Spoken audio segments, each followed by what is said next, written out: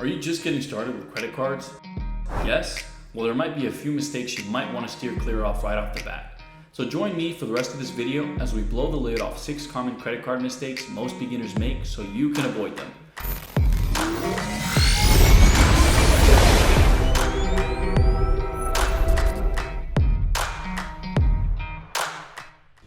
What's up guys, it's Gilberto from Credit Guys. Be sure to like and subscribe to stay tuned and up to date with all things credit and finance related. Let's get into it. So, what 6 credit card mistakes should you avoid as a beginner? Let's find out. Mistake number 1, applying for too many credit cards at one go. This is a common mistake many beginners make thanks to the excellent marketing antics of credit card companies. From this company, you'll be promised a sign-up bonus, travel points from another, with the list of goodies extending to even cash back and even 0 annual fees. Even so, you want to maintain a level head and refrain from applying for these enticing cards, especially many of them. And why is that? Well, applying for many credit cards at once leads to many hard inquiries, which may significantly affect your credit score. In case you don't know, a hard inquiry is simply when a credit card issuer looks at your credit report when you apply for a card. So, if your credit card issuer spots that you have had too many hard inquiries over a short period of time, thanks to making too many credit card applications, you could be flagged. That's right, they put you under the radar because too many applications might imply that you're taking on too much credit, which is risky. So what do? The first thing is to wait between 6 to 12 months before applying for a new credit card.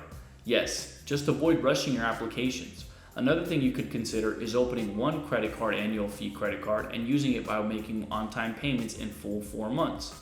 This way you can build your credit history and overall credit score, after which you can now go further for another card.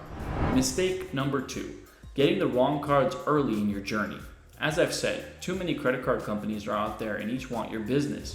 For this reason, you might easily find yourself getting the wrong card early in your credit card journey. And let me use opportunity cost as a factor to explain this. But first, to get us on the same page, opportunity cost is simply the value of what you have to give up in favor of something else. So in our context, opportunity cost is the value you give up by choosing one card over another. And I'll use the Apple Card versus Chase Freedom Unlimited card to put things into perspective for you. Suppose you can be approved for both cards. The Apple Card will seem better, at least on the surface, because it offers you 2% back on everything with Apple Pay compared to Chase Freedom's Unlimited's 1.5% back on everything. Even so, the Chase Freedom Unlimited card offers a welcome bonus of $200 minimum, while the Apple Card has no such bonus. Considering that, choosing the Apple Card just by considering the cash back means you have an upfront opportunity cost of $200 due to it lacking a welcome bonus. Mistake number 3, maxing out your credit cards. Just because your card can offer you a $1,000 credit limit does not mean you should take it whenever you want, especially without thinking about how or when you'll pay it back later. See, using too much of your available limit at once increases your credit utilization, a factor that accounts for 30% of your credit score.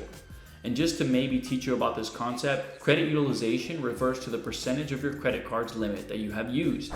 You can easily calculate it by dividing the balance over utilization by your credit card limit.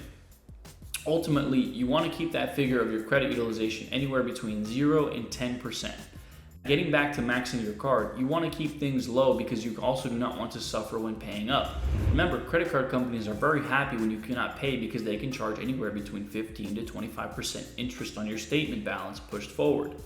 Mistake number 4, not treating your credit cards as cash. Another common mistake beginners tend to make is not treating their cards like cash.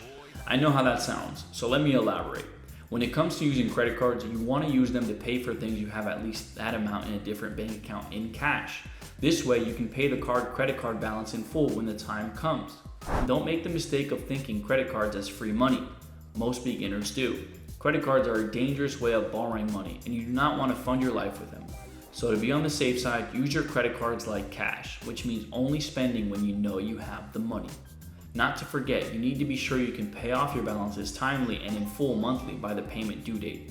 It's the only way to avoid the very high interest rates associated with credit cards that could lead you into a serious financial rut.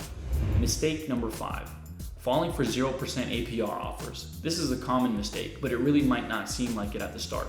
See, 0% interest is still debt, and let me tell you why.